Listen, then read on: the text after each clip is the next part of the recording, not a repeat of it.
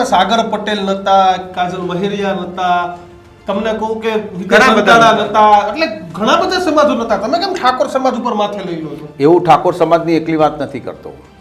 પહેલા જ દિવસે મેં મારો ઇન્ટરવ્યુમાં મેં આપ્યું હતું, મેં કહ્યું હતું, મેં કીધું ઠાકોર સમાજમાં એક કલાકાર નથી, પાટીદાર સમાજમાં અનેક કલાકારો જે છે, પછી દલિત સમાજમાં પણ છે, મુસ્લિમ સમાજમાં પણ છે, અને 18 આલમમાં કલાકારો છે.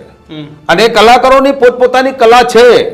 એ કોઈ એવા એ કલા એ આજે જ્યારે કલાકાર ઉત્તર ગુજરાતમાં દાખલા કે વિક્રમ ઠાકોર જાય કે કાજલ મહેરિયા જાય કે તન્વી ઠાકોર જાય કે પછી રોહિત ઠાકોર જાય, આ બધા ઠાકોરો જાય તો એમની અંદર 5, 10, 15, 20, 25,000, 50,000 માણસોની મેદની ભેગી થતી હોય છે. મેં પણ ઘણી વખત આ બધા કલાકારોને સમૂહ લગ્નમાં બોલાવી અને એ રીતે જોયું છે. એ વખત હજારોની મેદનીમાં, લાખોની મેદનીમાં સંખ્યા ભેગી થતી હોય. પણ ભારતીય જનતા પાર્ટી જે પ્રમાણે ગુજરાતમાં શાસન ચલાવે છે એ દબંગ, વન સાઇડ, પોતાની મનસા, પોતાની મરજી, જેમ પોતે જ આખા ગુજરાતને ખરીદી લીધું હોય એવી રીતે શાસન ચલાવતું હોય એવું મને સ્પષ્ટ દેખાય છે.